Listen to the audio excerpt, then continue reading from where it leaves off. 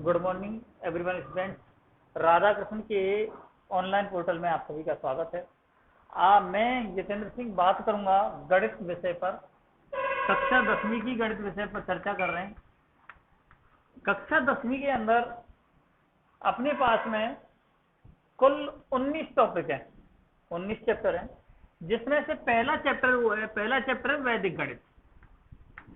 वैदिक गणित जैसा कि आपको ज्ञात करा दूं। दूसरा है वास्तविक संख्याएं। वास्तविक संख्याएं। तीसरा जो चैप्टर है तीसरा चैप्टर है अपने पास में पॉलिनोमियल बहुपद। चौथा चैप्टर अपना ग्राफ से संबंधित है, द्विघात समीकरण। द्विघात समीकरण इसको अपन लोग बोलेंगे। पांचवा जो चैप्टर है पांचवा है वो है एपी, समांतर श्रेणी। समांतर श्रेणी। छठा जो चैप्टर है, छठा, सातवां, आठवां, तीनों ही चैप्टर त्रिकोणमिति के हैं। त्रिकोणमिति। और त्रिकोणमिति में भी अपन के पास पहला चैप्टर टेबल पर आधारित है। एक त्रिकोणमिति की टेबल है, उस पर आधारित है। दूसरा जो है सातवां चैप्टर जिसको नाम दिया गया है वो सर्व समीकाएं। सर्व समीकाएं थोड़ा बहुत आपने 9th क्लास में पढ़ लिया होगा। सर्व समीकाएं जैसे sine square theta plus cos square theta बराबर 1, sec square theta minus tan square theta बराबर 1, cosec square theta minus cos square theta बराबर 1। इस प्रकार के 3 सर्व समीकरण पूरे डिटेल से विस्तृत अध्ययन करेंगे अपन लोग। आठवां जो चैप्टर है वो त्रिकोणमिति का है। इनके अनुप्रयोग हैं ऊंचाई व दूरी। ऊंचाई व दूरी से संबंधित है। नवां जो चैप्टर है अपने पास में निर्देशांक ज्यामिति। निर्देशांक ज्यामिति ये अपनी मैथमेटिक्स का एक छुपारत्तम चैप्टर है। ये बड़ा ही गजब है, ठीक है ना। लोग समझते हैं कि साहब 10वीं बोर्ड में पास होने के लिए केवल ग्राफ और बारंबारता ही अनिवार्य है। ये चैप्टर बहुत अच्छे से भूमिका निभाता है। यदि थोड़ा सा ध्यान से पढ़ लिया जाए इसको तो बहुत ही छुपारत्तम चैप्टर है। 10वां चैप्टर है लॉकस, बिंदुपथ। बिंदुपथ। और 11वां जो चैप्टर है वो है समरूपता। 12वां जो चैप्टर है वो है वृत्त। और 13वां भी वृत्त से ही संबंधित है, ठीक है साहब। 14वां जो चैप्टर है वो है रचनाएं। 15वां और 16वां चैप्टर है मेंसुरेशन, क्षेत्रमिति। क्षेत्रमिति। 17वां जो चैप्टर है वो है अपना बारंबारता। 18वां चैप्टर है प्रायिकता। और 19वां अपने पास में 4 नंबर की रोड सेफ्टी, सड़क सुरक्षा। सड़क सुरक्षा। इस प्रकार से अपना सिलेबस है। इसमें थोड़ी थोड़ी डिटेल में बात करें। वैदिक गणित आप लोगों ने 9th क्लास में पढ़ी होगी। एक आदिकेन पूर्वेण से गुणा है, जोड़ है, घटा है, भाग है। एक इसके अंदर थोड़ा सा एक्स्ट्रा आपके पास में आएगा तो वो आएगा शून्य साम्य समुच्चय के द्वारा एक बीजगणितीय पदों के मान ज्ञात करना, ठीक है सब। वो भी अपन लोग पूरा चैप्टर के अंदर डिटेल में पढ़ेंगे। इसके बाद में अपने पास में आती वास्तविक संख्या है। इसके अंदर एक क्वेश्चन बिल्कुल नॉर्मली अपने पास में आता है अपरिमेय संख्या सिद्ध करने का। इसको बिल्कुल बहुत ही अच्छे तरीके से पढ़ते हैं अपन लोग। अपरिमेय संख्या सिद्ध करना, अपरिमेय संख्या सिद्ध करना, इसको अपन लोग बहुत ही मस्त तरीके से पढ़ेंगे साहब, ठीक है साहब। एक 3 नंबर का क्वेश्चन आता है, शायद मेरे साथ में पढ़ने वाले किसी बच्चे का नहीं छूटता है। ये 3 नंबर अपने यहाँ से पक्के हो जाते हैं। उसके बाद में अपना एक चैप्टर आता है पॉलिनोमियल बहुपद। बहुपद आप लोगों ने 9th क्लास में भी पढ़ा होगा, ये 10th क्लास में भी है।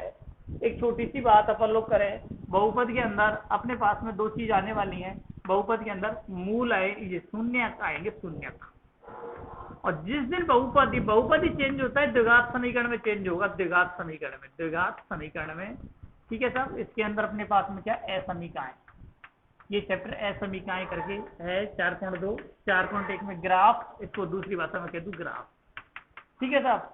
तो द्विघात समीकरण में बहुपद जो चेंज होता है तो दोनों में बस एक माइनर डिफरेंट होता है। और ध्यान रखना, एक हमारे पास में समीकरण होता है x² + 2x + 3, ये अभी तक बहुपद है। क्या है सब? बहुपद है। लेकिन किसी दिन इसकी तुलना कर दी किसी और से, 2x + 3 = 0, ये कर दिया, ये मेरे पास में द्विघात है। इसके शून्यक प्राप्त होंगे। क्या प्राप्त होंगे भैया? शून्यक। शून्यक क्या है उनके विषय में पूरे डिटेल से जब चैप्टर पे आएंगे अपन लोग बात करेंगे। यहाँ अपने आप में इसके जो प्राप्त होंगे, इसके प्राप्त होंगे भैया मूल। क्या प्राप्त होंगे? इसके मूल प्राप्त होंगे। अपन लोग वहां पे पूरा डिटेल से बात करेंगे कि मूल और शून्यक में डिफरेंट क्या है। बहुत सारे लोगों को यही नहीं पता होता है कि मूल और शून्यक में, जानते हैं भैया मूल निकालना, जानते हैं शून्यक, समझते दोनों एक ही जैसे हैं, और लेकिन दोनों में बहुत बड़ा डिफरेंस होता है। उस डिफरेंट में अपन बात करेंगे। त्रिकोणमिति आप लोगों ने पढ़ ली होगी। 6 त्रिकोणमिति अनुपात होते हैं, sine theta, cos theta, tan theta, cot theta, sec theta, cosec theta. इस प्रकार से 6 त्रिकोणमिति अनुपात होते हैं। पूरा की पूरा ढंग से पढ़ेंगे अपन लोग, डिटेल में पढ़ेंगे पूरा त्रिकोणमिति को जड़ से पढ़ेगे, जहां से अपन लोग उसको समझते करते हैं सब। ठीक है सर? साइन है तो साइन ही क्यों होता है। अपन लोग एक छोटी सी बात कर लें कि साइन 90 - थीटा, किसी ने बोला भैया आगे जाके कॉस थीटा होता है, अपन भी जानते हैं ये होता है, बुक में लिखा हुआ है ये होता है, लेकिन अपन यहाँ बात करेंगे ये क्यों होता है भैया, ऐसा क्या कारण है कि साइन 90 - थीटा कॉस क्यों हुआ, टेन क्यों ना हुआ। ठीक है साहब? यहाँ तक अपन लोग बिल्कुल डीपली चर्चा करने वाले एक एक टॉपिक पर, तो आप लोग बस लाभ उठाए। तो निर्देशांक ज्यामिति, निर्देशांक ज्यामिति, इसके बाद में अगला चैप्टर है निर्देशांक ज्यामिति। निर्देशांक ज्यामिति कोऑर्डिनेशन है। आप लोगों ने देखा होगा ग्राफ के अंदर बिंदु, इसके अंदर दो चीजें हैं भैया, एक तो है विभाजन, विभाजन, और एक है दो बिंदुओं के मध्य की दूरी। विभाजन भी दो प्रकार का भैया, एक तो अंत्य विभाजन और एक बाह्य विभाजन। एक अंत्य विभाजन और एक बाह्य विभाजन, दो प्रकार का विभाजन है। आप लोगों के लिए थोड़ी सी चर्चा और कर दूं मैं। जो अपने पास अंत्य विभाजन क्या है और बाह्य विभाजन क्या है, निर्देशांक ज्यामिति नवा चैप्टर है, नवा चैप्टर है निर्देशांक ज्यामिति, निर्देशांक ज्यामिति। ठीक है ना? पूरा डिटेल से अपन लोग बात करेंगे इस चैप्टर पे जब अपन लोग आएंगे। पर थोड़ी सी बात बता दो, इसके अंदर दो चीजें, एक तो दो बिंदुओं के मध्य दूरी, दो बिंदुओं के मध्य दूरी, और एक है अपने पास में विभाजन। जैसा अभी बताया था मैंने, विभाजन कितने प्रकार का? दो विभाजन का, दो प्रकार का, एक अंत्य और एक बाह्य। ठीक है सर? अब ध्यान दें, दो बिंदुओं के मध्य दूरी के लिए सूत्र होता है, सभी जानते हैं, x2 - x1 का स्क्वायर। बुक में लिखा हुआ है, आप भी पढ़ सकते हैं, कोई ज्यादा बड़ी बात नहीं बताने जा रहा हूँ, ये फॉर्मूला होता है। ठीक है ना? लेकिन बड़ी बात तब बताऊंगा जब मैं टॉपिक पे आऊंगा, उस समय बताऊंगा कि यही क्यों होता है, ये कहां से आया निकल के। ठीक है सर? यहाँ तक बात करें। ऐसी अंत्य विभाजन की बात करूं तो अंत्य विभाजन x बराबर क्या है, m1 x2 m2 x1 बटे m1 + m2, m1 + m2, या y बराबर m1 x2 minus m1 y2 minus plus m2 y1 बटे m1 + m2। ठीक साहब? बाह्य में सेम की सेम आएगा भैया, केवल प्लस की जगह माइनस लग जाना है। x बराबर m1 x2 minus m2 x1 बटे m1 माइनस m2, y बराबर m1 y2 minus m2 y1 बटे m1 माइनस m2, ये आ जाना भैया, है ना? ये भी फॉर्मूले कहां से निकल के आए, यहां तक अपन लोग बात करेंगे पूरा डिटेल से। इसके बाद में 10वां जो चैप्टर है, आपको मैंने बताया लॉकस है, उस पर भी थोड़ी थोड़ी डिटेल में चर्चा कर लेते हैं। अभी बात कर रहे हैं केवल सिलेबस पे, जिससे कि अपन रूबरू हो जाए क्या पढ़ने वाले हैं और क्या चलेगा अपना साहब। ठीक है सर? तो सबसे पहले मंजिल को प्राप्त करने से पहले मंजिल का रास्ता अपने को पता होना चाहिए, और मंजिल का रास्ता यदि अपने को पता होता है फिर अपने को कोई दिक्कत नहीं होती भैया, है ना? ठीक है? तो अपन लोग देखें इसके बाद में क्या है साहब, बिंदुपथ। 10वां चैप्टर बिंदुपथ। बिंदुपथ के बारे में मैं आपको बता दूं साहब, बिंदुपथ के बारे में छोटी सी चर्चा करते हैं अपन लोग। बिंदुपथ बोले तो बिंदु का रास्ता, पथ रास्ते को कहते हैं ना, बिंदु का रास्ता। किसका रास्ता? बिंदु का रास्ता, है ना? बिंदु के द्वारा तय किया गया रास्ता। रास्ता कैसी होता है? बिंदुपथ की परिभाषा की पहले बात करेंगे। बिंदुपथ की जो लोकस है, लोकस की डेफिनेशन क्या है, परिभाषा क्या है सब, उस पर यदि अपन बात करें तो वो क्या होती है भैया। ठीक है? तो उसके लिए कोई भी बिंदु है, ये बिंदु है, ये बिंदु है, गति करेगा भैया, और ऐसे ऐसे करके ये गति कर रहा है, तो इसने जो ये रास्ता तय किया ना यही बिंदु पथ है। लेकिन क्या रास्ता ऐसे मुंह उठा के कर लेगा तय? नहीं साहब, रास्ते को तय करने के लिए कुछ नियम और शर्तें होंगी। तो किसी भी बिंदु के द्वारा कुछ नियम व शर्तों के मध्य काम करते हुए तय किए गए रास्ते को अपन लोग क्या कहते हैं? बिंदु पथ कहते हैं। किसी भी बिंदु के द्वारा कुछ नियम व शर्तों के अनुसार तय किए गए जो रास्ता होता है वो क्या कहलाता है? लॉकस कहलाता है साहब, है ना, बिंदु पथ कहलाता है। ऐसे ही बिंदु पथ में जैसे सपोज करो कि फॉर एग्जाम्पल मैं ले लूं एक चीज, फॉर एग्जाम्पल मैंने ले लिया, फॉर एग्जाम्पल क्या है कि मैंने ले लिया कि कोई भी एक बिंदु है, उस बिंदु को शर्त दे दी, कोई भी एक गतिशील बिंदु किसी एक निश्चित बिंदु से सदैव समान दूरी रखते हुए गति करे, सदैव समान दूरी रखते हुए गति करे, तो उसके द्वारा निर्मित बिंदु पथ क्या होगा साहब? लॉकस होगा निश्चित है। हाँ साहब, तो अपने पास में मैंने क्या बोला, बिल्कुल साफ साफ भाषा में समझना कि कोई भी एक मूविंग पॉइंट, एक गतिशील बिंदु, यहाँ समझना मेरे साथ में, एक मूविंग पॉइंट हलचल करेगा गति करेगा साहब। कोई भी एक गतिशील बिंदु किसी स्थिर बिंदु से, स्थिर बिंदु फिक्स पॉइंट है, ये फिक्स पॉइंट ये नहीं हिलेगा साहब।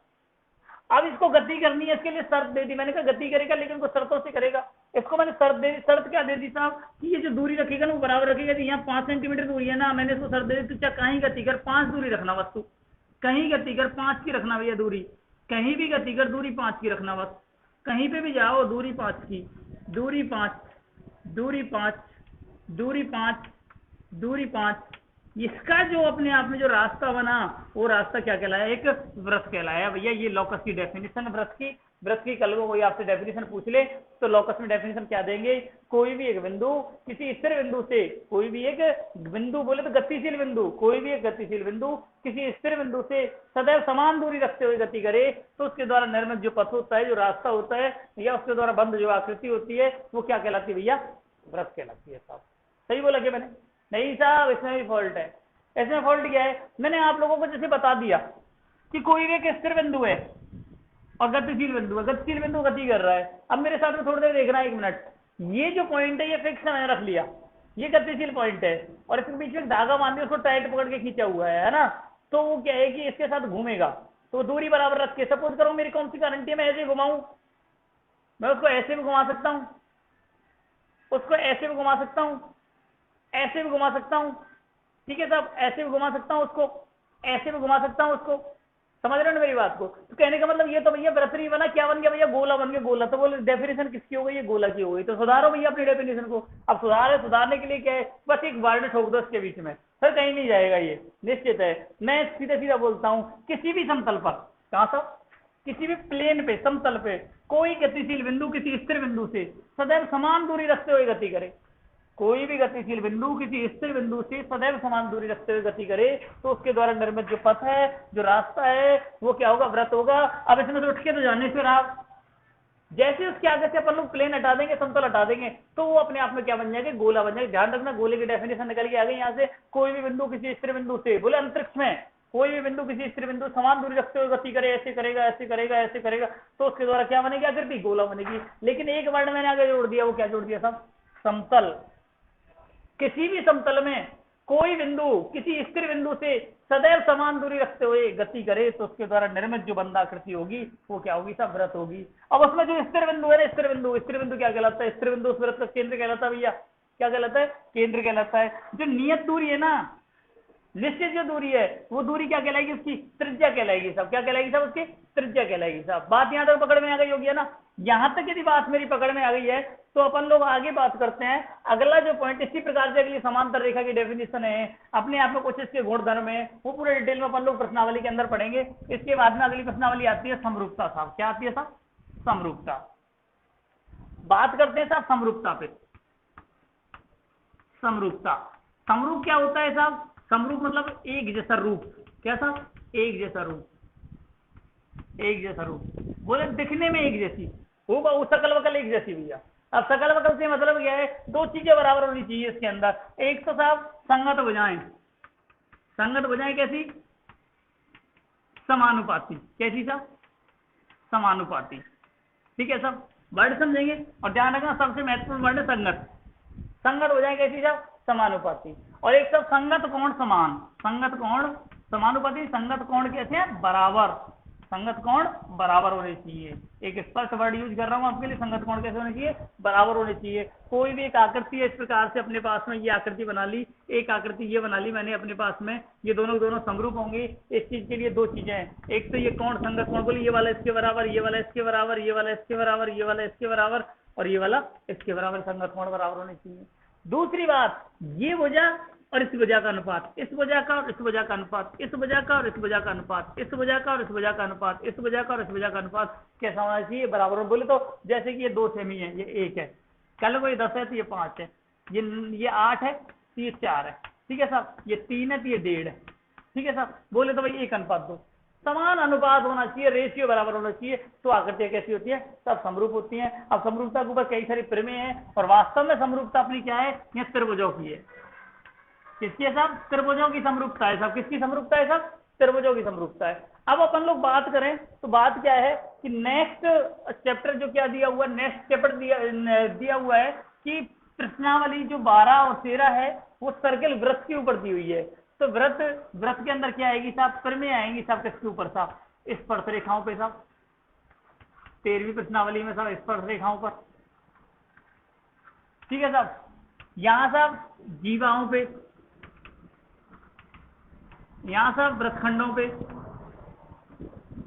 पे, ठीक है साहब। ये 12वीं प्रश्नावली है साहब। जैसे कि मैं कह दूं कि यदि दो जीवाएं समान लंबाई की हैं तो उनके द्वारा केंद्र में जो बने हुए कोण है ना, कि जीवाओं की लंबाई बराबर है तो ये कोण का मान भी बराबर है, कोण ये 50 तो ये भी 50 बराबर से, ठीक है साहब।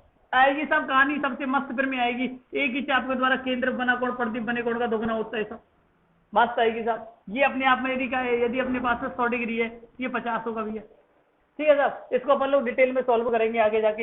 इसके बाद नेक्स्ट यदि कहानी पे अपन लोग बात करें तो नेक्स्ट कहानी क्या है, नेक्स्ट कहानी इतनी सी है बस, ठीक है, कि इसके बाद में जैसे कि अर्धवृत्त में बना हुआ कोण समकोण होता है, ठीक है साहब, अर्धवृत्त में बना हुआ कोण समकोण होता है। ये अर्धवृत्त हो गया, व्यास से खींच लिया, इसके द्वारा ये बना हुआ कोण कैसा होगा साहब, 90 डिग्री का होगा। ये भी अपन लोग प्रूव करेंगे, पूरा तरीके से प्रूव करेंगे। इसके बाद में आगे यदि मैं बात करूं 13वीं प्रश्नावली में क्या है, स्पर्श रेखाओं पे, तो बाह्य बिंदु से खींची गई स्पर्श रेखा की लंबाई कैसी होती है, बराबर होती है, ठीक है साहब। इन चीजों को प्रूव करेंगे हम 13वीं प्रश्नावली में जाके, दोनों सर्कल्स पे डिपेंड है।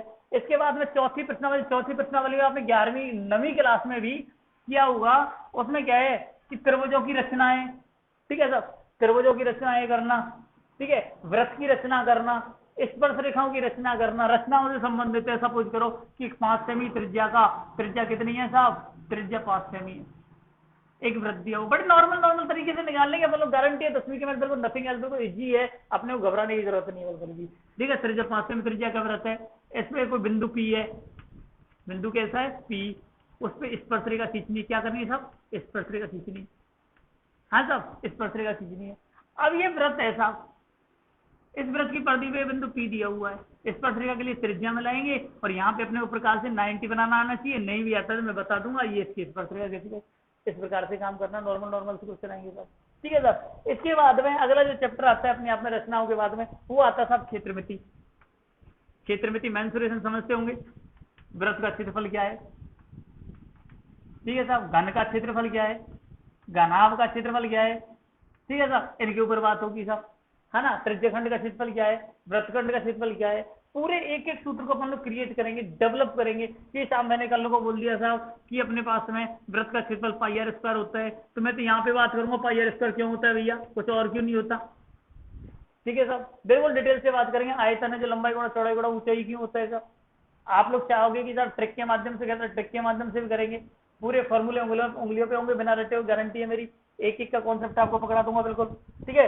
इसके बाद में ये क्षेत्रमिति हो गया। क्षेत्रमिति के बाद में अगला चैप्टर आता है 17वां, वो है बारंबारता। एक 6 नंबर का क्वेश्चन आता है, बच्चों की संजीवनी है साहब ये, है ना, इसको बच्चे संजीवनी मानते हैं साहब, संजीवनी बूटी है साहब, मरने से बचाती है बच्चों को साहब, ठीक है। इसके अंदर 3 चीजें बस बिल्कुल डिटेल में बात करेंगे, एक माध्य है और एक माध्यक है, मीन मीडियन है और एक बहुलक है, ठीक है साहब। ये मीन हो गया, ये मीडियन हो गया, ये बहुलक हो गया, ठीक है ना।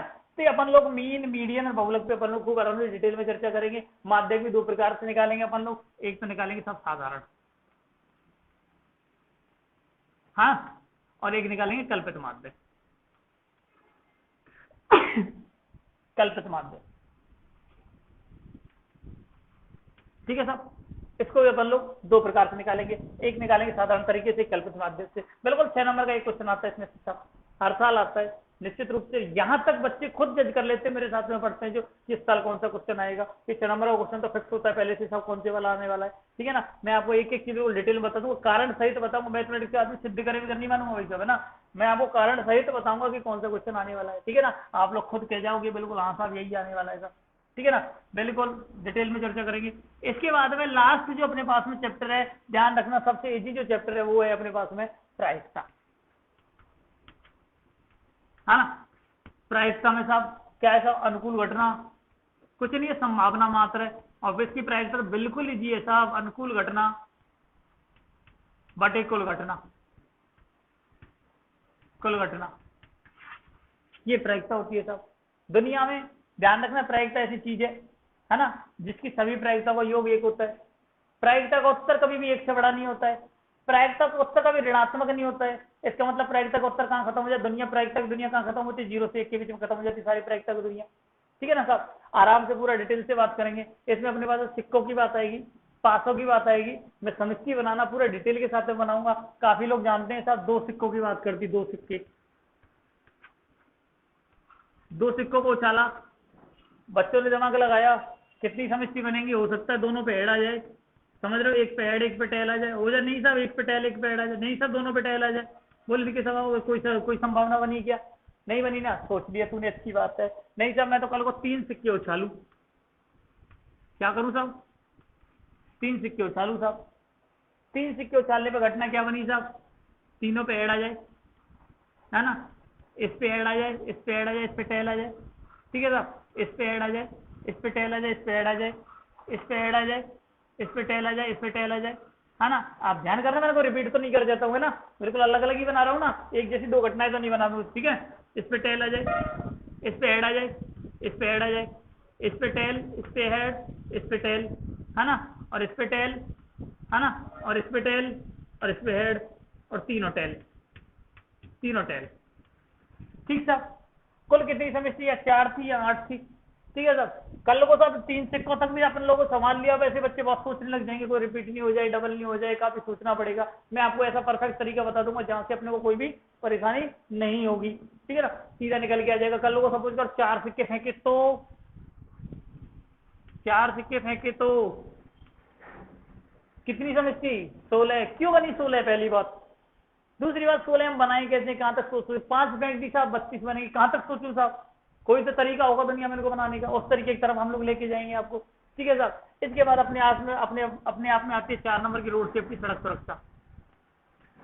सड़क सुरक्षा बिल्कुल इजी है, इसमें से 1 नंबर नहीं कटने दूंगा, मेरी गारंटी है इस बात की। सड़क सुरक्षा आप जाके बस 2 क्लास लेना मेरी सड़क सुरक्षा कर, जाके एग्जाम में कराना, आपका हो जाएगा साहब। ठीक है साहब, तो अपन लोगों का इस प्रकार से मैथमेटिक्स है, पूरी मैथमेटिक्स की चर्चा करेंगे। और इस मैथमेटिक्स को अपन लोग जो स्टार्ट है वो स्टार्ट कर लेते हैं पॉलिनोमियल से, बहुपद से। ठीक है ना, बहुत ही अच्छा टॉपिक है, अपन लोग पिछली क्लास में भी पढ़ के आए इस टॉपिक को, और अपन लोग थोड़ा बहुत इस पर बहुत विश्लेषण करेंगे। तो देखिए मैं स्टार्ट कर रहा हूँ, सबसे पहला टॉपिक ले रहा हूँ बहुपद।